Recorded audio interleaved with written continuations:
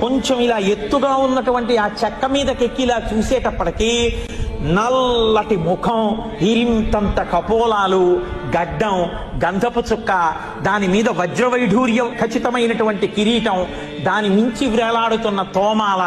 కుడి చేతిలో చక్రం, ఎడం చేతిలో శంఖం, అక్కడ వరకు కనపడేటప్పటికే ఒళ్ళు మరిచిపోయి గోవిందా గోవిందా అంటూ లోపలికి ఎడుతుంటే, మీరు ఎడుతున్నారో మిమ్మల్ని తోస్తున్నారో తెలియని స్థితిలో ఇలా దగ్గరికి ఎడితే ఆ తోమాల ఇలా వేలాడి ఇలా పక్కలకి వేలాడుతుంటే స్వామివారి వక్షస్థలంలో ఉభయనాంచారులు, వాళ్ళకి చుట్టబడినటువంటి పూలదండలు,